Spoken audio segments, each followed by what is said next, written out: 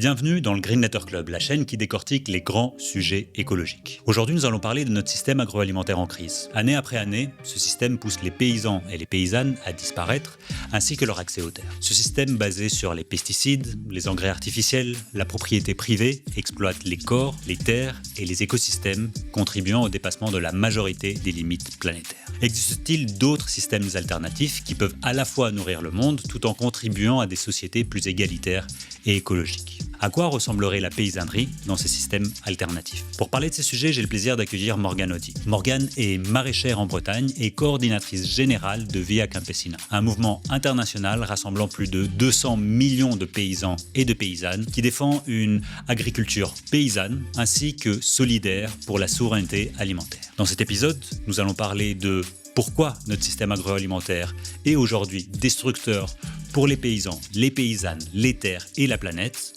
et de proposer un nouveau système prônant la souveraineté alimentaire, la solidarité, l'égalité et la liberté. Bon épisode. Bonjour Morgane, merci d'avoir fait le déplacement. Comme je disais en introduction, tu as plusieurs casquettes et je pense que tu pourrais nous éclairer de ce qu'est la réalité d'une paysanne, mais aussi ce qu'est la réalité d'un mouvement international paysan. Peut-être est-ce que je peux te demander de me donner ton diagnostic? Donc, j'ai parlé de ce système agroalimentaire, qu'il soit français ou mondial. On parle des entrants, on parle des accès aux terres. Toi, comment tu le décris à une personne qui connaît pas potentiellement toutes ces choses?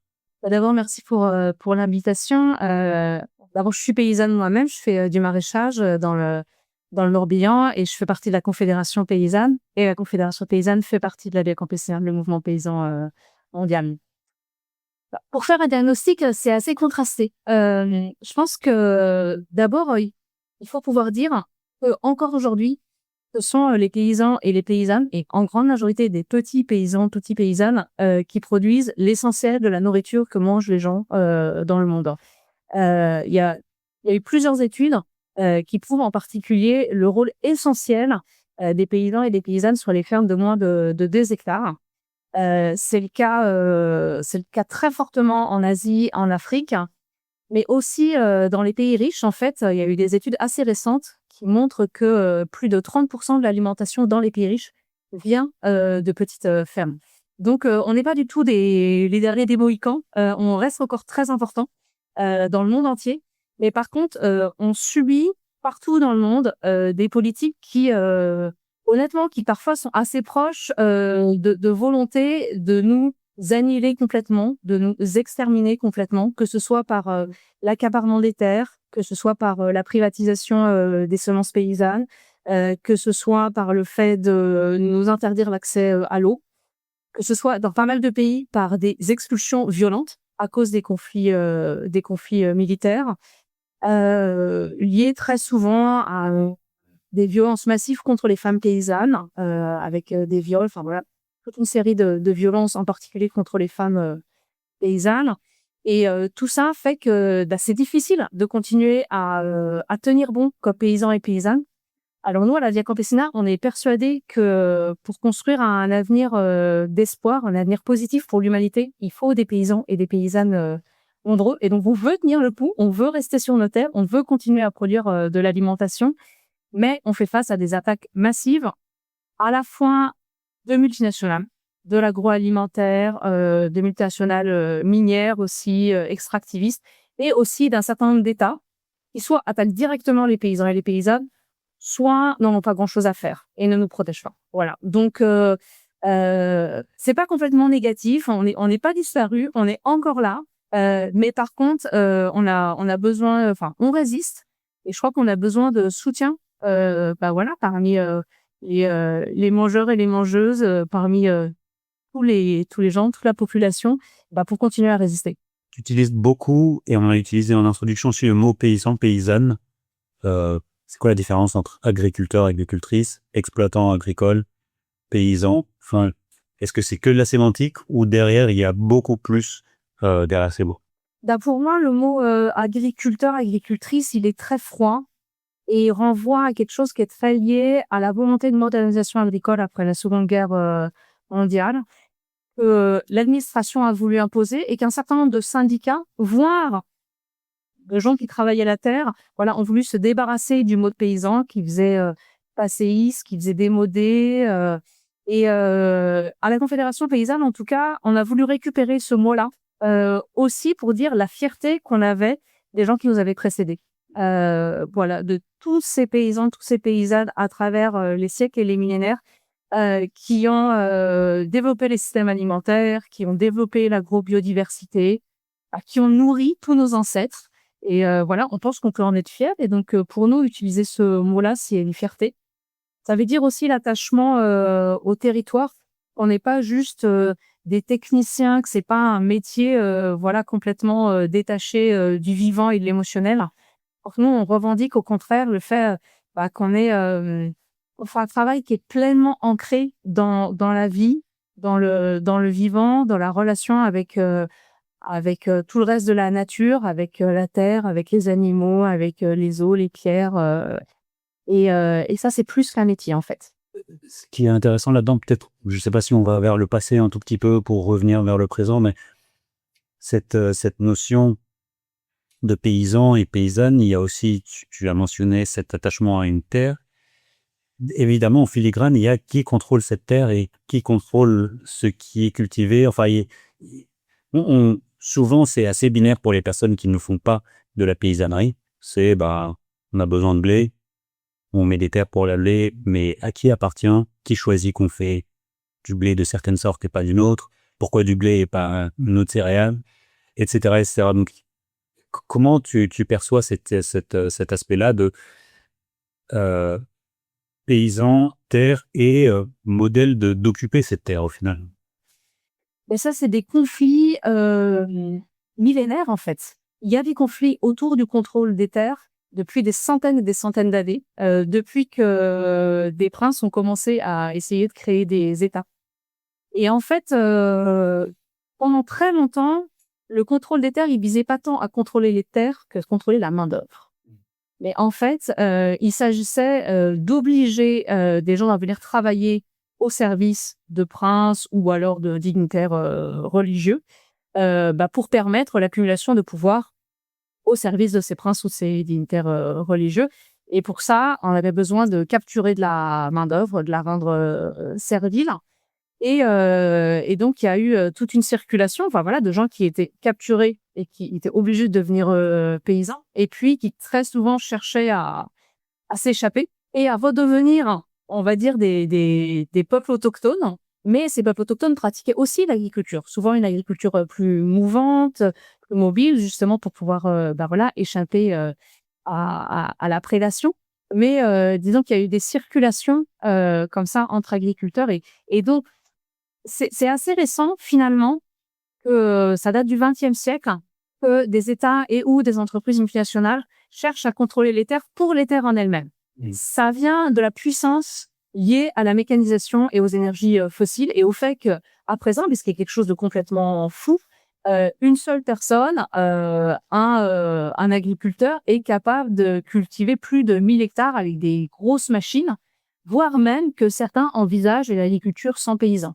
Mais ça, c'est quelque chose d'absolument nouveau et assez effrayant, à vrai dire. Parce que imaginez une agriculture sans paysans, c'est encore aller plus loin dans la séparation des humains en général avec nos territoires, et c'est quand même une perspective très effrayante. Là-dedans, dans cette notion de perception de quel est pas le rôle, mais en tout cas, quelle est la vision de la paysannerie et du paysan dans la société est assez intéressante parce que on en parlait un tout petit peu en amont avec les travaux de James Scott, de Devin de Wengro, Graeber également. Il y a toute une myriade de possibilités au final de quel est le rôle de la paysannerie, quel est le rôle de la société, est-elle égalitaire ou pas, qui sont très vite masqués ou balayés d'un côté ou d'un autre côté embrassés, et puis on peut se permettre des futurs beaucoup plus solidaires, des futurs beaucoup plus où on a envie d'y aller, quoi, en tout cas. Est-ce que c'est quelque chose que dans le milieu paysan, ça se transmet encore, cette idée que la paysannerie, c'est aussi le terreau de la solidarité, ou est-ce que ça s'est perdu dans le temps ou... D'abord, il y a plein de mythes autour de la paysannerie. qui sont pas forcément extraordinaires. Et notamment dans la religion chrétienne, pas souvent, Ève mange la pomme et il tombe du paradis et paf, il devient paysan. Être paysan, c'est la punition suprême, en fait. Et je pense qu'on est très imprégné de ça et de cette vision très négative autour du fait que c'est forcément être pénible que d'être paysan. Et c'est pas complètement faux, hein. Enfin, il y a des choses très dures. Aller récolter des poireaux sous la pluie, c'est dur. Il y a des choses dures. Mais en fait, il y a jamais de fatalité à la souffrance et à la pénibilité au travail. Et autour de ces mythologies, notamment cette mythologie chrétienne, il y a quelque chose de très négatif autour de la paysannerie qui s'est créé. Et c'est vrai que ce que racontent James C. Scott ou David Graeber et David Wengrow dans leur bouquin, c'est finalement qu'il n'y a pas de fatalité à l'agriculture. Mais à l'heure actuelle, il y a une discussion entre intellectuels hyper forte là-dessus. Il y a quand même un certain nombre d'intellectuels, je pense à Harari ou à George Monbiot en Angleterre, qui disent que voilà, la création de l'agriculture, c'est l'erreur fondamentale de l'humanité et que c'est ça qui a amené toutes les dominations et le fait qu'on a créé des États et qu'il y a une société de classe qui s'est installée. Et il y a d'autres auteurs, comme James C. Scott ou comme David Graeber, qui montrent qu'en fait, c'est jamais une fatalité. Il y a des sociétés de chasseurs-cueilleurs esclavagistes avec beaucoup de domination, tout comme il y en a qui sont très égalitaires et qu'il y a des sociétés agricoles très hiérarchisées, mais qu'il peut aussi y avoir des sociétés agricoles très égalitaires et que c'est toujours un choix social, une décision qu'on fait, et aussi que ça peut toujours changer et qu'au final, on a toujours une part de décision, qu'il y a une indétermination dans l'histoire et que quand les gens s'organisent, on peut faire changer les choses. Donc ça, évidemment, quand la première fois qu'on découvre ça, en tout cas, je trouve que ça ouvre les yeux, mais complètement, et puis ça nous donne un champ des possibles qui est un peu vertigineux, parce que du coup, on se dit, tous les fondements de notre société sont balayés. Ils sont rediscutés et on doit réarbitrer de tout au final. Si on se dit quel est le rôle de l'État dans toute notre vie, on se pose beaucoup de questions quand même. J'ai l'impression que dès qu'on parle de paysannerie et d'égalité, de redistribution des terres, etc., le rôle de l'État devient beaucoup plus flou pour moi. Il y a la centralisation versus la décentralisation et je sais plus où mettre le curseur. Quel serait ce rôle-là? Enfin, je sais pas. Quelles sont tes pensées par rapport à la centralisation, la décentralisation, le rôle de l'État dans une paysannerie, etc. Historiquement, les paysans, ils ont eu un rapport compliqué à l'État et notamment à l'impôt, mais aussi à des périodes où l'État ne servait que les princes et les dignitaires religieux et n'apportait aucun service, aucun plus pour les petits gens. Donc, c'est assez compréhensible que les paysans au XVIIe, ils en avaient marre de payer l'impôt pour payer les guerres de Louis XIV, quoi. Enfin, voilà. Il y avait des bonnes raisons pour ça. Et donc, il y a énormément de révoltes paysannes. Moi, ce que je trouve assez fascinant, c'est qu'on a souvent l'impression, finalement, les paysans, ils n'ont jamais rien fait dans l'histoire, que c'est il y a une expression de Marx, que c'est un sac de patates, la paysannerie, qui est très... qui est très insultante. Enfin, par ailleurs, Marx, il a dit des choses beaucoup plus intéressantes que ça sur la paysannerie. Mais il y a notamment eu cette expression-là qui est, comme si les paysans n'avaient jamais rien fait dans l'histoire de l'humanité. Alors, en fait, si on regarde un peu précisément l'histoire des révoltes populaires, y compris en Europe, il y a plein de révoltes paysannes qui font l'histoire de nos sociétés.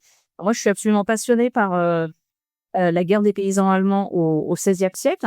Et un mouvement social absolument massif au moment où la féodalité s'écroule et où des paysans liés à des artisans, à finalement toute une société rurale et des petits gens essayent de s'organiser pour renverser l'ordre des dominants et créer une société égalitaire. Et c'est le moment où les classes populaires commencent à avoir accès aux écrits parce que grâce à l'imprimerie. Et donc, ils développent la déclaration, les 12 articles de Meiningen, et un peu la première déclaration des droits humains.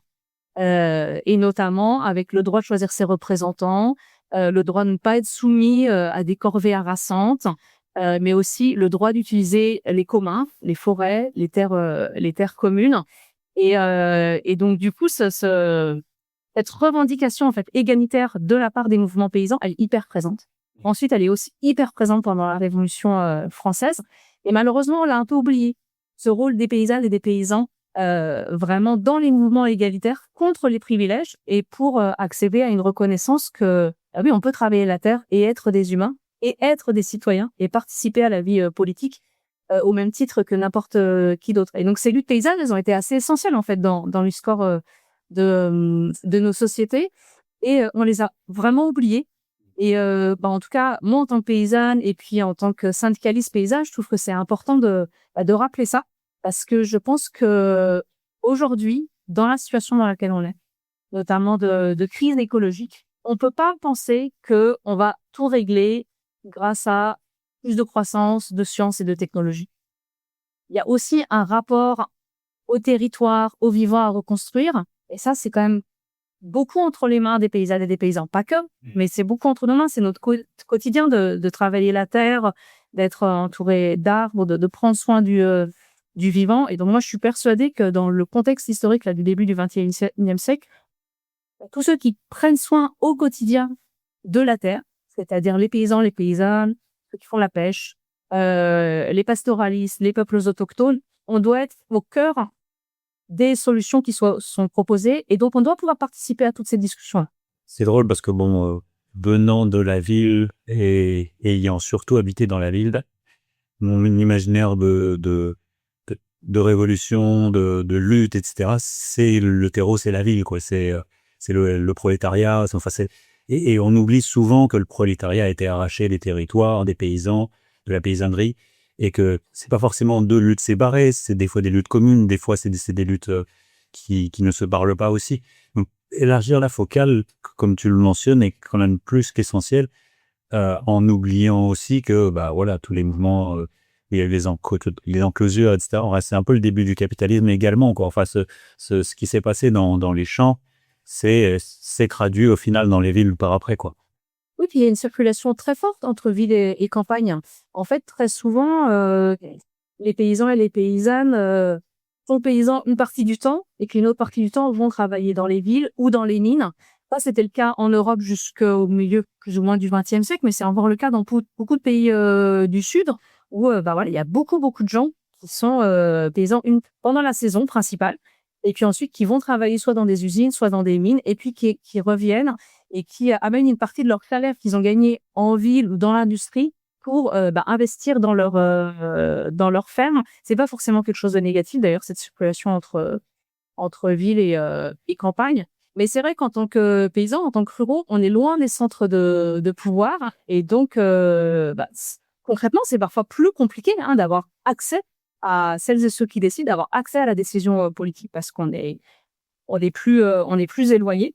Et puis, une autre chose aussi qui me semble assez fondamentale dans comment est-ce qu'on a construit notre vision de l'histoire et notamment des luttes sociales, c'est que les paysans, les paysannes, de façon générale, les classes populaires, mais peut-être encore plus dans les campagnes, l'accès à l'écriture a été très tardif et peut être encore un peu compliqué.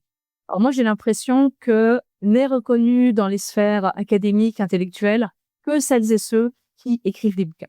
Et que tous celles et ceux qui agissent au quotidien par leur savoir-faire, par leur action politique, si on n'écrit pas, on n'est pas reconnu. Et donc, pour moi, il y a un gros enjeu de reconstruire la relation avec ce monde intellectuel pour faire reconnaître les savoirs, les connaissances paysannes, parce qu'il y a un énorme sentiment d'humiliation en fait chez les paysans, avec d'autres classes populaires.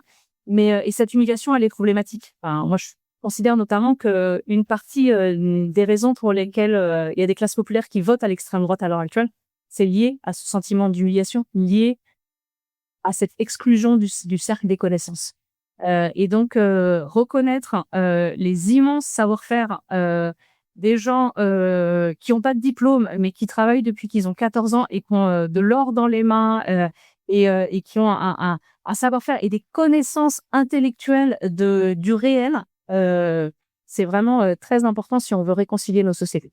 Oui, ça demande évidemment de l'humilité et puis de la curiosité et puis d'apprendre. Enfin, il y a tout un milieu qu'on lâche les overlords avant.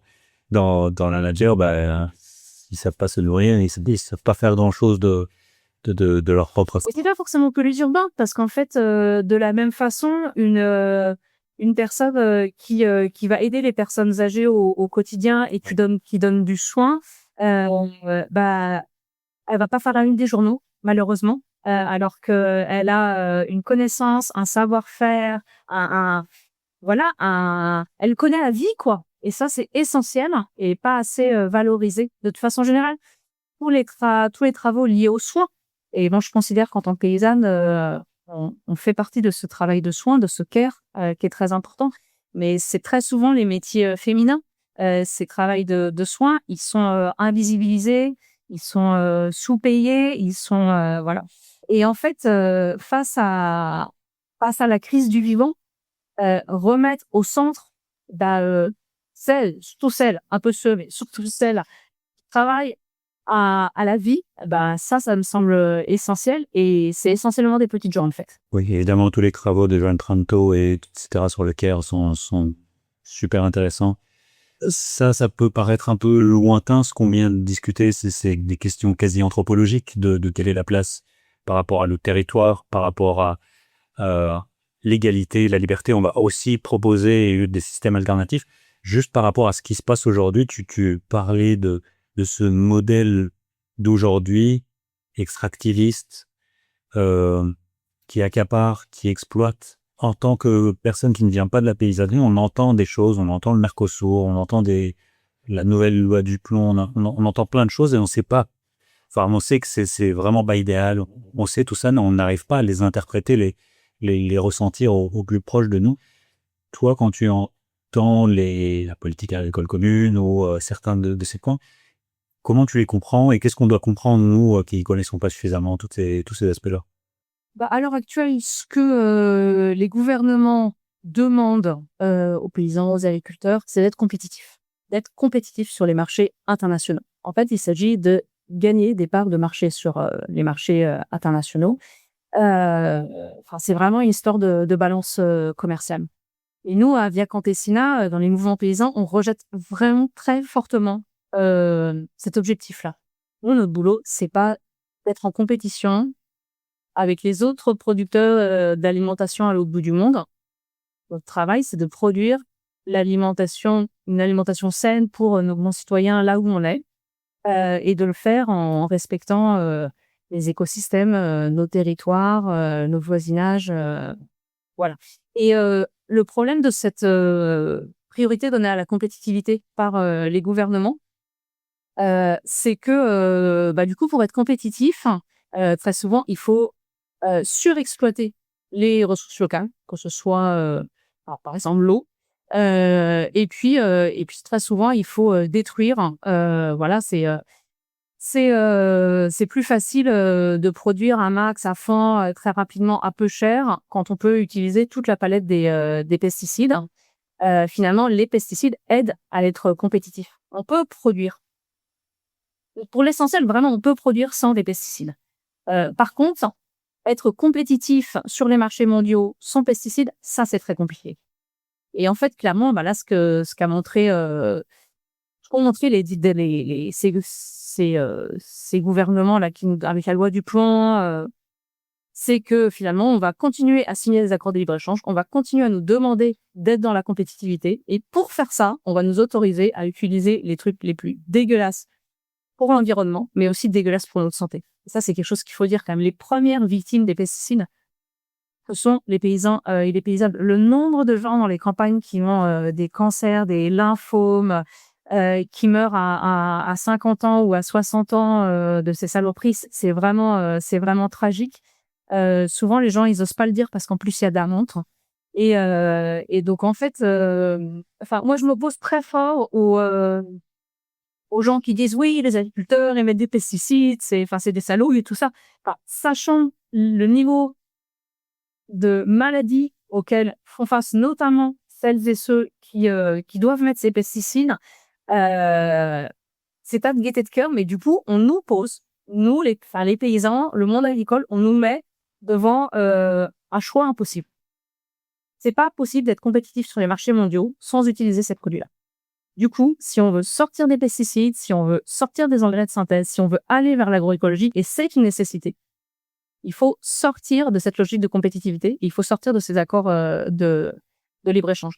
Et on peut le faire, c'est tout à fait possible. En fait, sur les territoires, en Europe, on peut tout à fait, pour l'essentiel, nourrir la population de nos territoires avec des productions locales.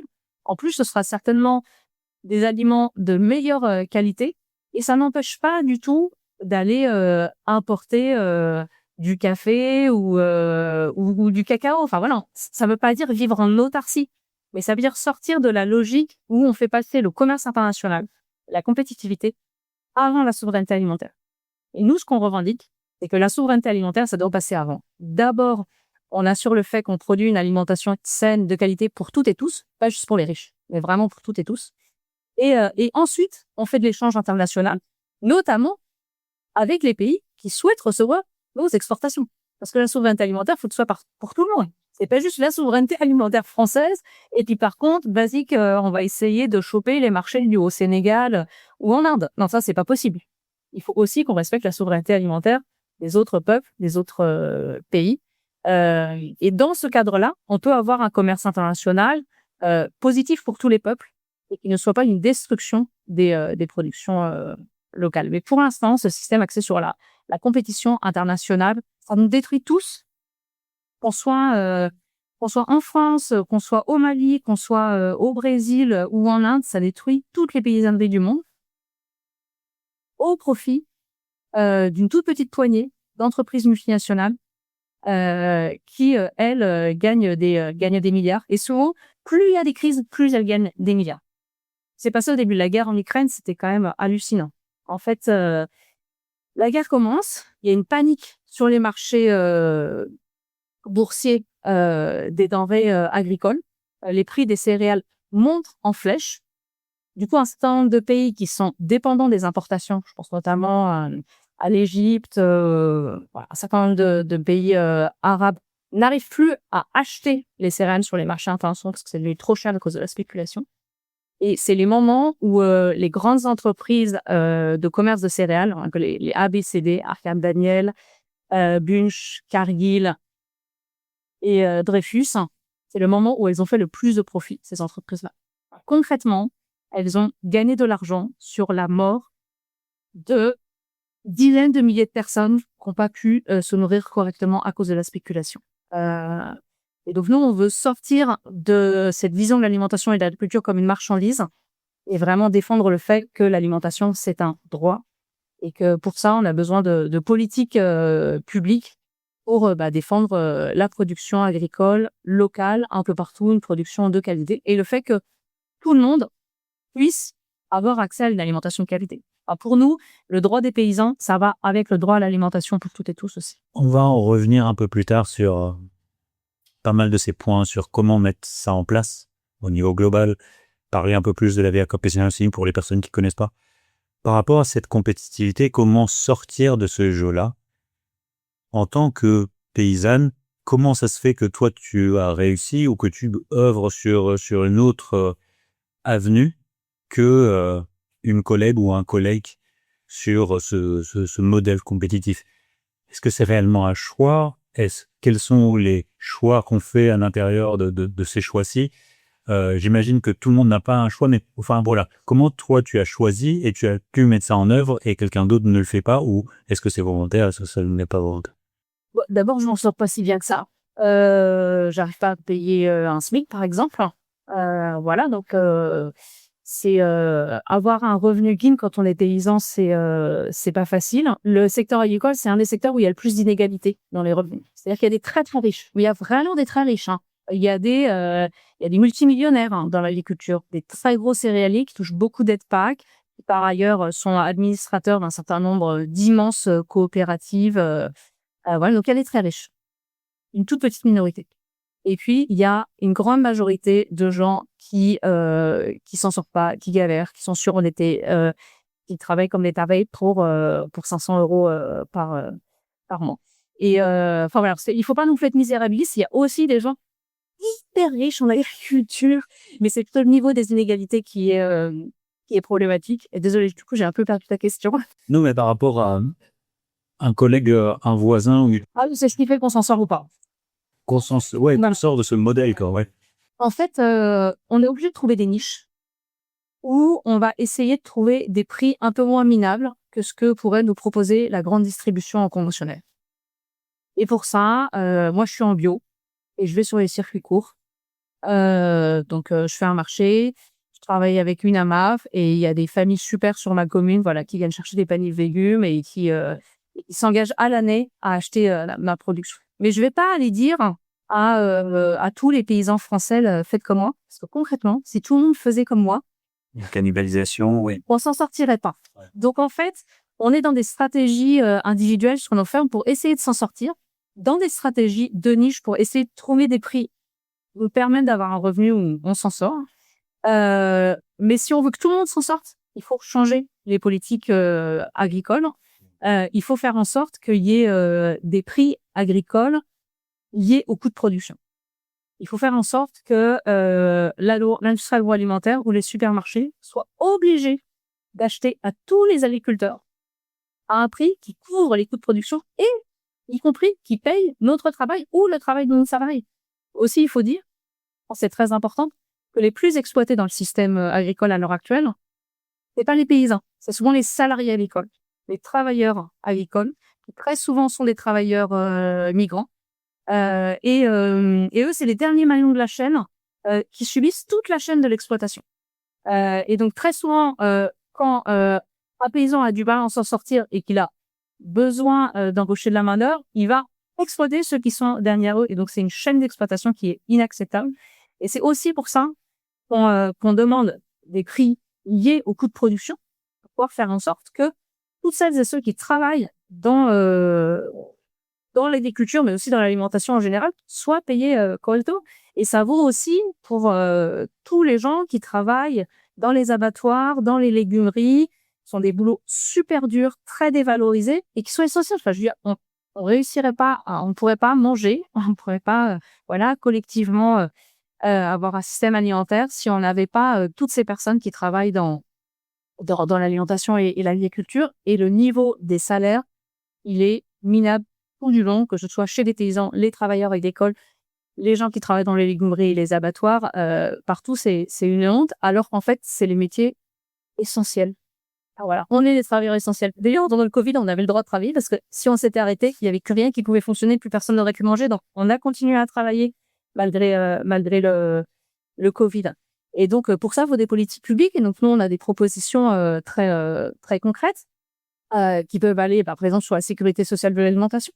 Le fait que l'alimentation soit plus un marché, mais que ce soit un droit qu'on organise collectivement entre les mangeurs et les mangeuses et les producteurs, les productrices, ceux qui transforment et tout ça. On a aussi, voilà, on demande des politiques de stock, que l'État intervienne pour faire des stocks publics d'alimentation. Ça, les stocks, c'est une façon de casser les logiques spéculatives. Quand on laisse les stocks aux acteurs privés, ils font de la spéculation. Alors, quand on a les stocks publics, ça permet de réguler les prix agricoles. Concrètement, quand les prix commencent à s'envoler, si l'État remet sur le marché une partie de ses stocks, ça fait baisser les prix. Et au contraire, quand les prix s'effondrent, l'État peut acheter et ça fait remonter les prix. Donc vraiment, les stocks, c'est un outil essentiel de la régulation des marchés agricoles. Et c'est des politiques qu'on a abandonnées en Europe, en gros, dans les années 90. Il y a une grande vague de libéralisme et qui nous font maintenant cruellement défaut, notamment dans le contexte géopolitique actuel. On a besoin de politiques publiques pour soutenir les productions locales. Comme tu le dis, enfin, hormis la petite poignée qui gagne des millions, la majorité des personnes qui travaillent les terres restent avec un salaire très très bas, que cette personne soit plutôt dans ton camp ou dans le camp opposé. J'imagine c'est parce que une autre personne va traiter je sais pas moi, plutôt de l'élevage ou du lait plutôt que des légumes qui pourraient avoir une autre marge, enfin peu importe. Dans le camp des paysans et des agriculteurs et des agricultrices, est-ce qu'il y a des idéologies qui sont non réconciliables? C'est-à-dire que on ne pense pas à l'agriculture de la même manière, et c'est pour ça que on va plutôt se mettre dans un syndicat, et c'est pour ça qu'on va s'endetter pour des machines ou s'occuper de la terre et prendre soin de la terre. Est-ce que c'est vraiment des visions du monde qui sont différentes? Est-ce que c'est des traditions? Est-ce que c'est autre chose? Pourquoi on va d'un bord ou d'un autre? Alors pour commencer, je vais dire que la plupart des paysans et des paysannes ne sont pas syndiqués. Le niveau de syndicalisation, il est plus élevé en agriculture que chez le reste des travailleurs, que chez les salariés, mais il y a une majorité de gens qui sont pas syndiqués. Une des choses qui joue dans l'idéologie, on va dire favorable à un modèle de compétition, de performance, c'est la formation. C'est le fait de rentrer dans des écoles où on dit vas-y, tu vas être le meilleur, tu vas faire de la génétique, tes vaches vont être super bien. Et puis, si tu t'en sors pas, ce sera ta faute. Tu n'auras pas travaillé assez, tu n'auras pas été assez bon et tout ça. Et donc, ça, c'est une logique qui existe dans le milieu agricole, de penser qu'il faut être le meilleur, qu'on va y arriver, que même si on est petit, allez, on va se donner à fond et on va pas compter ses heures et que grâce à ça, on va y arriver. Et ça, c'est assez, c'est pas lié à la taille de la ferme, en fait. On peut être sur une toute petite ferme et être dans cette idée-là, le meilleur, j'y vais, quoi. Au contraire, on peut aussi être sur une ferme, voilà, moyenne à grosse et se dire, bah non, j'ai pas envie d'être un crocodile ou un revient pour les autres. C'est pas très gentil pour les crocodiles et les requins. Voilà. Donc, et moi, ce que je crois aussi, c'est que, en fait, quand je discute avec mes voisins sur plein de choses liées à la politique agricole et tout ça, il y en a plein qui sont d'accord avec la conf. Mais comme on a l'étiquette débauche, c'est très compliqué pour un certain nombre d'agriculteurs de rejoindre la Confédération paysanne. Il y a un peu des questions culturelles, en fait, qui se sont construites. Il y a eu une construction de la paysannerie comme étant conservatrice, de droite. Moi, ça m'intéresse beaucoup, en fait, de savoir comment ça s'est construit, ce truc-là. Parce que justement, en fait, quand on regarde le temps long, la guerre des paysans allemands, la Révolution française, en fait, la paysannerie était plutôt du côté des mouvements égalitaires. Et puis ensuite, au 19e siècle et au 20e siècle, elle a été construite comme force Nationaliste. Voilà. Et je pense que ce qui s'est passé au 19e siècle avec Napoléon, ça a beaucoup joué en France sur la construction d'une paysannerie conservatrice, voilà, qui s'est détachée finalement des forces égalitaires urbaines.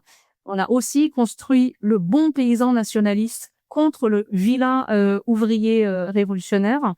Et mine de rien, ces constructions intellectuelles, elles restent là longtemps. Et donc, une des questions que je me pose, moi, c'est comment finalement est-ce qu'on revalorise finalement toutes ces luttes paysannes pour l'égalité, pour aussi recréer une nouvelle histoire autour des paysanneries, pour se dire qu'en fait, on était du côté des révolutionnaires, on était du côté, voilà, des paysanneries contre la noblesse, contre le clergé, pour l'égalité des droits.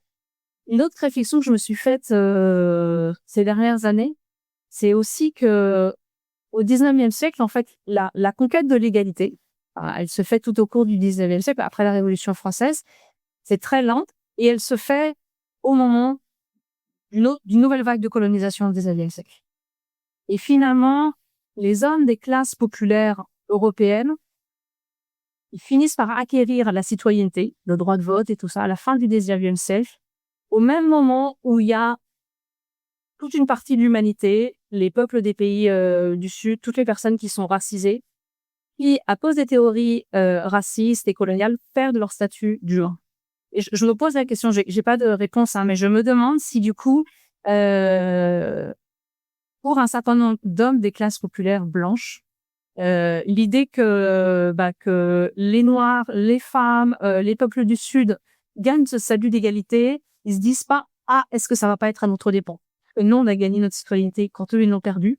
Voilà. Et ça me pose question. Et je trouve en fait qu'il faut pouvoir défendre le fait que vraiment on est tous égaux et que en tant que classe populaire des pays du Nord, on peut gagner en égalité, enfin voilà, contre les dominations, en s'alliant au peuple du Sud, en étant un mouvement féministe, en étant un mouvement voilà contre tous les racismes. Et ça, c'est vraiment le cœur de ce qu'est la Via Campesina, parce qu'on est un mouvement internationaliste, donc un énorme mouvement social. Comme tu as dit tout à l'heure, à peu près 200 millions de personnes font partie des organisations qui font partie de la Via Campesina. C'est énorme quand même. Hein. C'est énorme. En fait, dans le monde, il y a 2 très gros mouvements sociaux. Il y a la Via Campesina et il y a la Confédération internationale des syndicats. C'est plus ou moins aussi le même poids, à peu près 200 millions de membres. Et ça, c'est intéressant de l'avoir en tête, que le mouvement paysan, il pèse plus ou moins la même chose au niveau mondial que le mouvement syndical mondial. Et d'ailleurs, on a des liens avec plein de syndicats et c'est normal. Nous aussi, on se considère comme des syndicats paysans. Et ce qu'on souhaite construire, c'est un internationalisme par le bas, en faisant en sorte que des paysans et des paysannes du monde entier se rencontrent, on discute, on parle de nos problèmes, des difficultés d'accéder à la terre, des violences contre les femmes rurales, de la privatisation des semences, de l'accaparement des semences paysannes. Et on construit les alternatives à partir de nos réalités.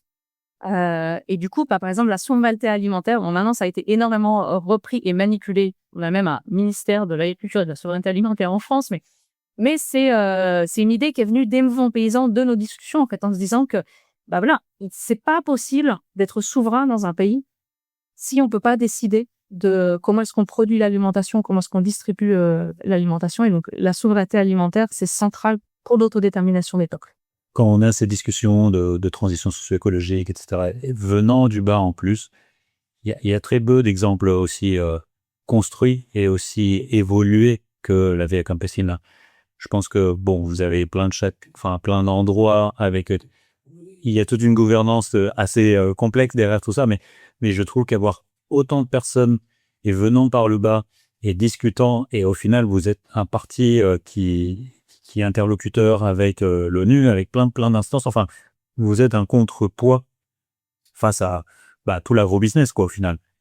Et j'ai l'impression que sans avoir suffisamment de personnes, ce poids serait vraiment minime, quoi, comparé à quand on voit qui sont les représentants dans les grandes discussions. Enfin, c'est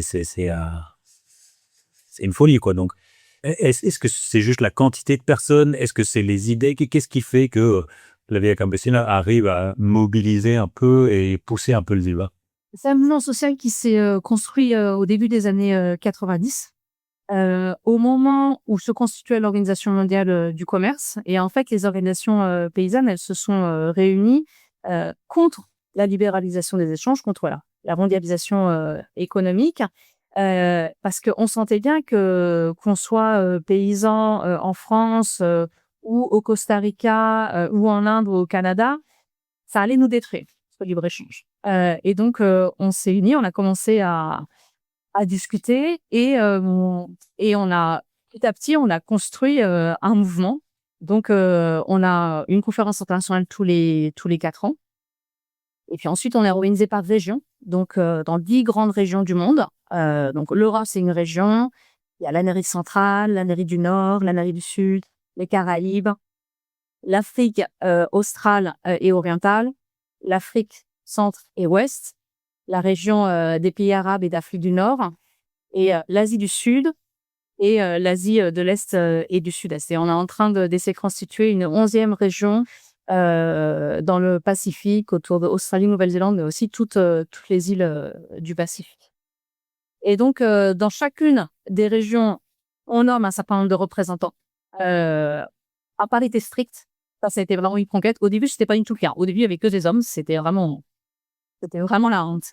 Et puis, les femmes paysannes se sont battues et on a réussi à acquérir la parité stricte dans toutes les instances de la Via Campesina.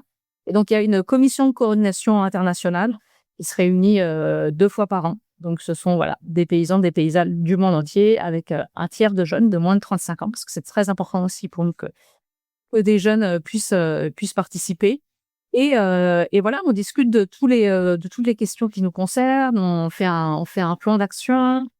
quand on n'est pas d'accord, on en discute aussi. Et en fait, ce qui est assez fascinant, c'est que il y a vraiment des organisations dans le monde entier. Et donc, finalement, quand il y a une crise dans un pays ou une guerre ou quand il se passe quelque chose, presque à chaque fois, on a une organisation membre et donc on a les interlocuteurs en direct pour en discuter.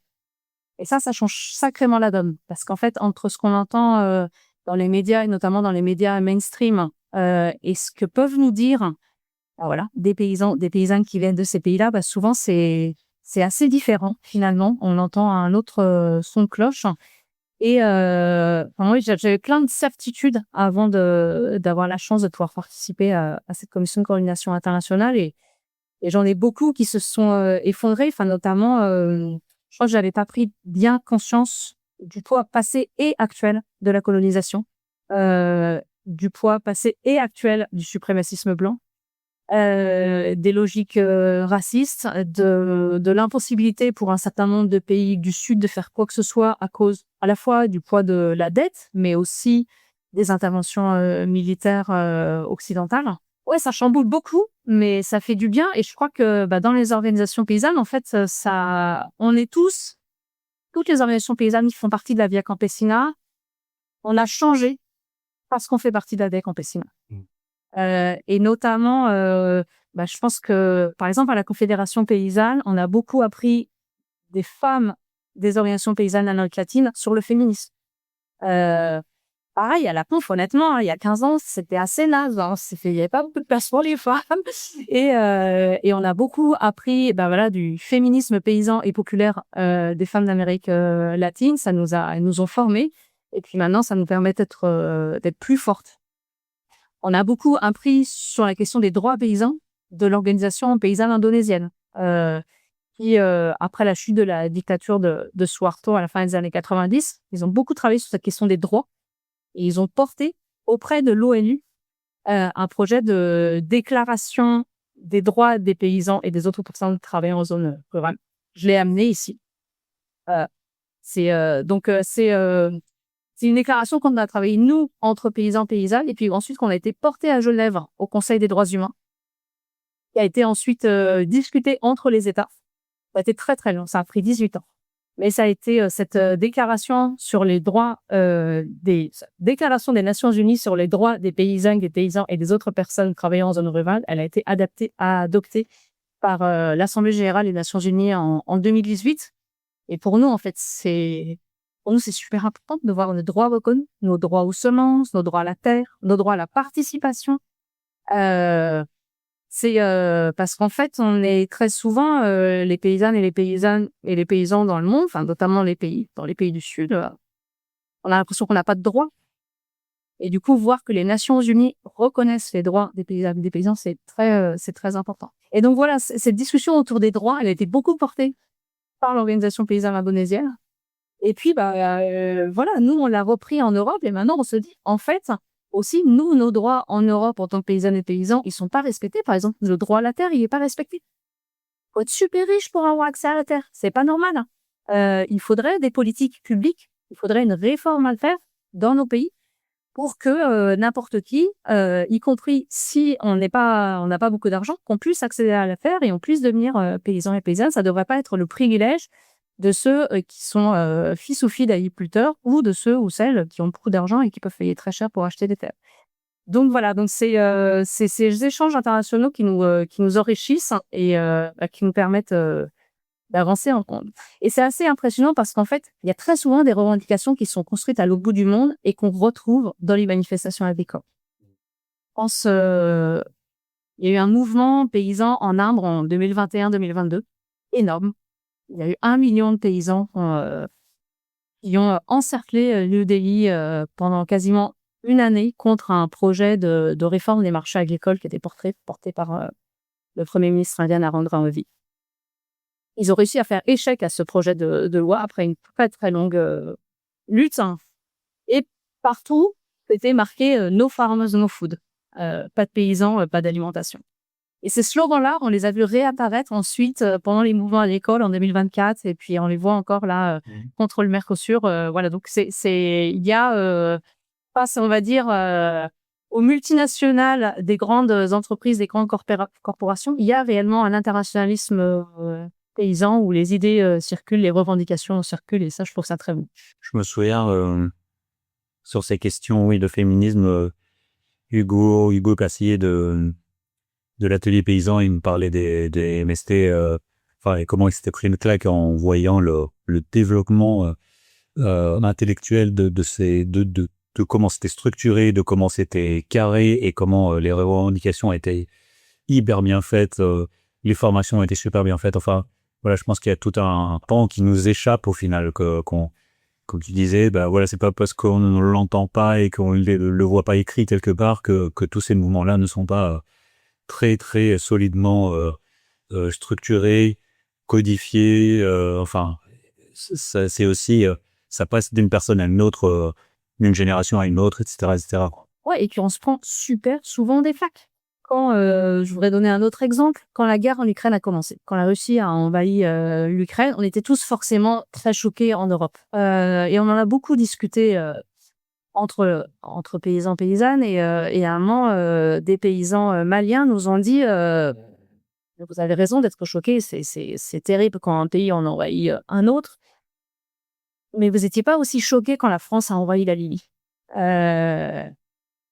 Et là, je crois que collectivement, en tout cas les gens qui travaillent sur les questions internationales à la conf, on s'est dit, mais oui, c'est vrai en fait. Et parce qu'on était dans notre bulle médiatique française qui justifiait cette intervention militaire française en Libye, on l'a tous avalé, on a tous accepté ça, alors que quels que soient les crimes de Kadhafi, en fait, la chute de Kadhafi, son assassinat, ça a déstabilisé toute l'Afrique du Nord. Et notamment le Sahel. En fait, eux, ils nous ont dit, non, mais nous, c'est le bordel depuis que la France, concrètement, a mis le bordel en Libye. Chez nous, depuis, il y a des groupes djihadistes qui sont là, qui viennent brûler nos récoltes, piquer le bétail, violer les femmes, voilà.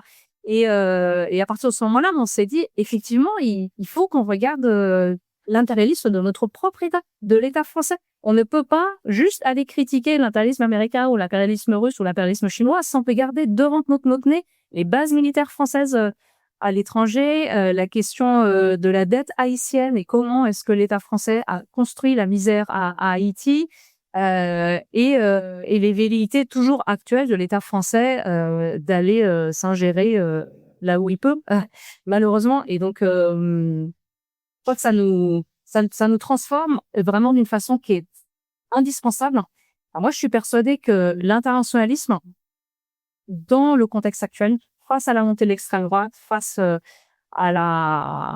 au raidissement des tensions internationales, ou à la montée des nationalismes, on a besoin d'espaces où on s'écoute les uns les autres, où on voit la vision du monde que peuvent avoir les gens en Corée, au Zimbabwe, et où on apprend d'eux. Parce qu'en fait, on ne sait pas grand-chose, honnêtement, sur les questions internationales quand on est en France. Et très souvent, la vision qui nous en est donnée, elle est soit misérabiliste, soit on prend les choses un petit peu de haut. Alors qu'en fait, si je peux donner un autre exemple qui m'a beaucoup marqué dernièrement, j'ai eu l'occasion d'aller en Afrique du Sud puis au Zimbabwe. Je crois que j'avais l'image de l'Afrique du Sud comme ce pays qui avait réussi à se débarrasser de l'apartheid et qui était cette grande démocratie africaine. J'y suis allée et j'ai vraiment pris une claque dans les townships, et puis même si le gouvernement sud-africain dit qu'il fait une réforme verte, en fait, il n'a jamais fait de réforme verte. Toutes les terres appartiennent aux Blancs. Et concrètement, on a vu, en se baladant dans les campagnes, des grands propriétaires blancs sur leurs chevaux observer tous les travailleurs noirs dans les champs. Enfin, c'était vraiment un niveau d'inégalité dans l'accès aux terres terrible. Et juste après, je suis allée au Zimbabwe. Et alors, le Zimbabwe, j'en ai vu une image terrible. Genre la dictature de Mugabe et tout ça. Et en fait, c'était beaucoup plus tranquille, relax au Zimbabwe. Ils ont fait une vraie réforme verte. Ils ont repris les terres aux grands propriétaires blancs. Ils les ont distribuées à la population noire qui a eu accès aux terres. Et en fait, je dis pas que ce soit parfait au Zimbabwe, hein, mais en tout cas, en termes de justice agraire, ça va beaucoup mieux. Le problème, c'est que le Zimbabwe est encore sous sanctions occidentales à l'heure actuelle. Et en l'occurrence, voilà, la France, elle considère encore elle met encore des sanctions contre le Zimbabwe à l'heure actuelle. En fait, c'est hyper problématique. Pourquoi est-ce qu'on sanctionne un pays qui a fait une réforme agraire, qui a rétabli la justice en redistribuant les terres aux gens qui habitent ces territoires et qui sont c'est les populations noires du Zimbabwe qui sont les légitimes propriétaires de leurs terres. Ça ne doit pas être les grands propriétaires blancs.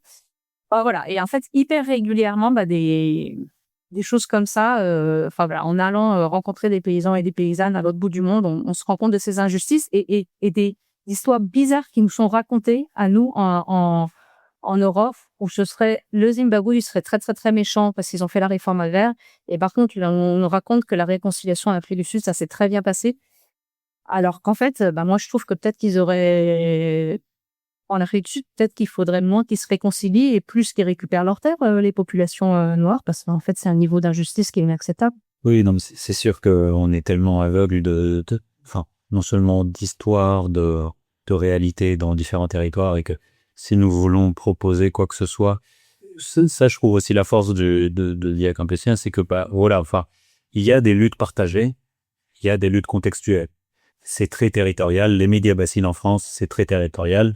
Et l'accaparement de l'eau, c'est très connu. Au jeté avec le cuivre ou avec le lithium, etc. Et ça, je pense qu'il y a cet effort de traduction à faire de l'international au contextuel et vice-versa.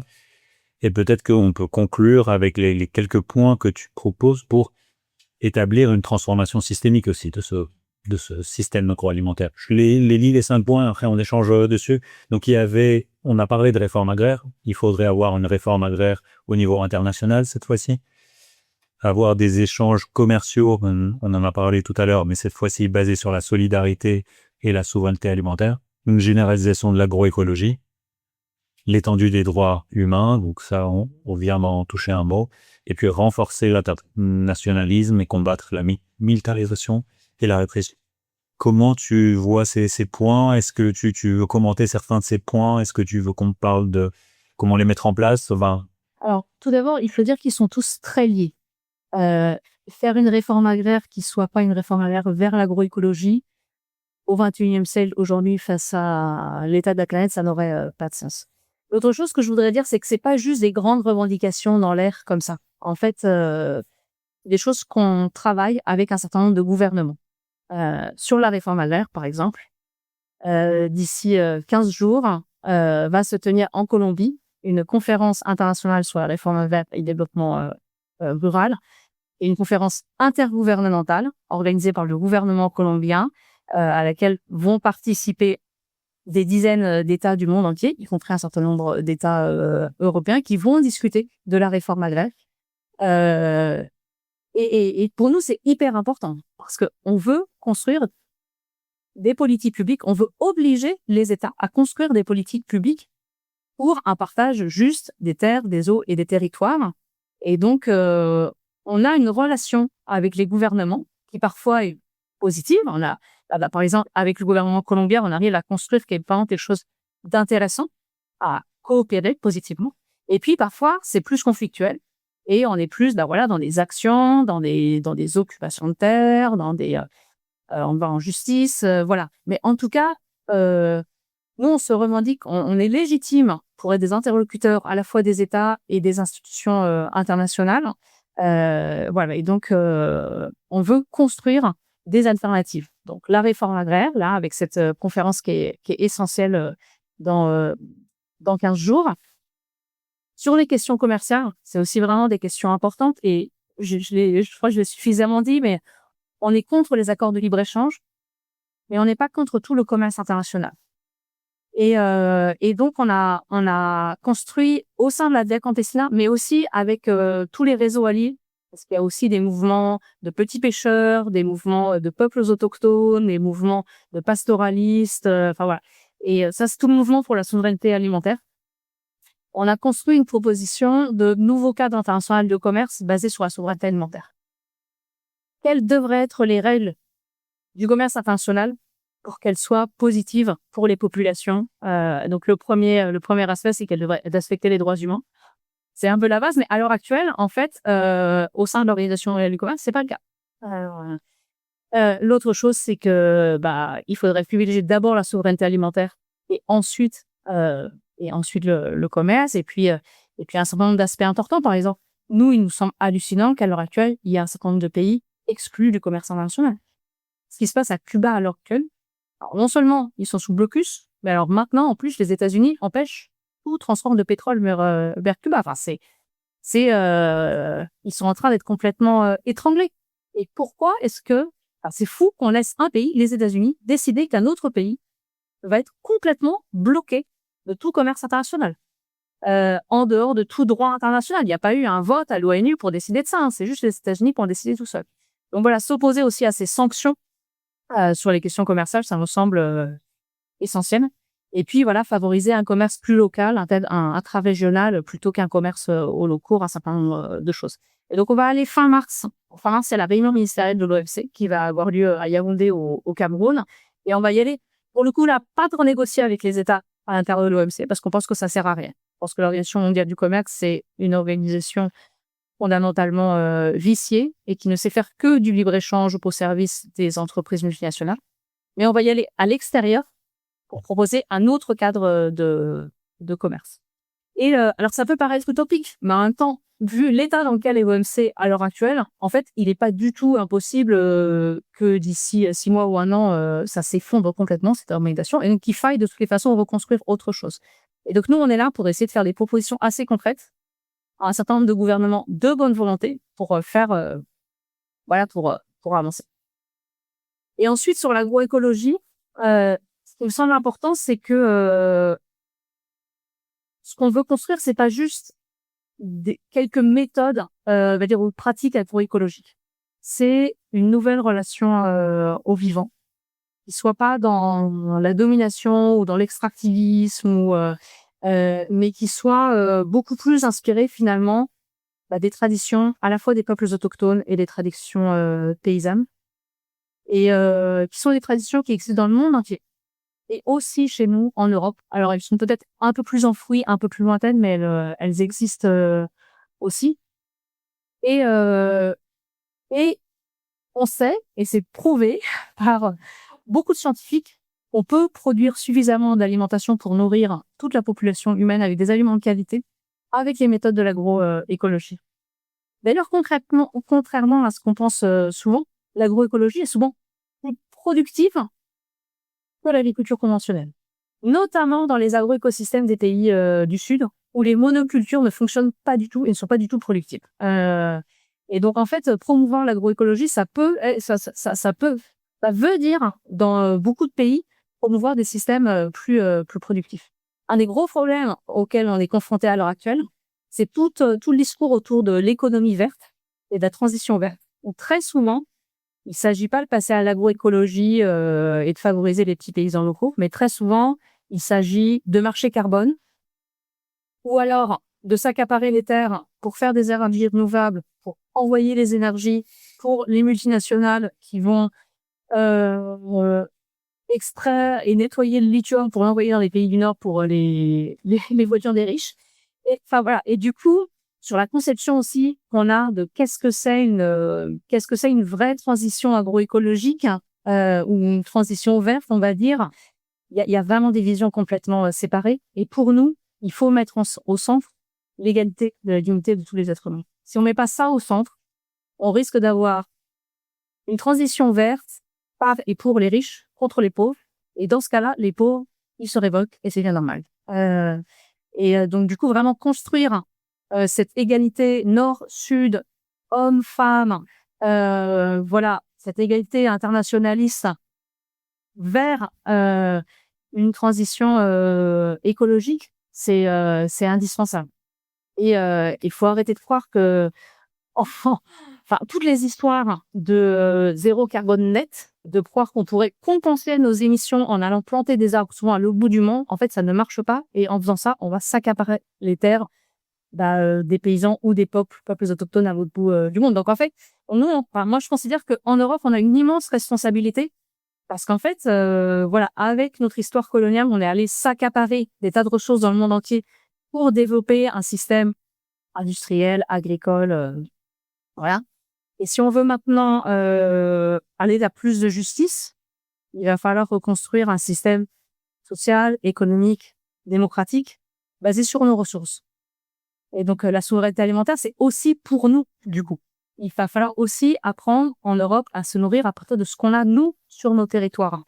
Et arrêter de penser que c'est normal qu'il nous arrive des tonnes et des tonnes de biomasse, d'énergie, de toutes les matières possibles et imaginables du reste du monde. Parce qu'en l'occurrence, le reste du monde, ils ont aussi besoin de ces ressources-là, à la fois pour avoir une vie digne, et puis comme il y a besoin de moins extraire pour moins détruire tous les écosystèmes, si on veut moins extraire, il faut forcément que dans les pays super riches, on consomme moins et on consomme plus les choses de nos territoires. Et donc, c'est pour ça qu'on peut pas imaginer cette transition verte sans les paysans au centre aussi dans nos pays. Et qu'il va falloir beaucoup plus de paysannes et paysans.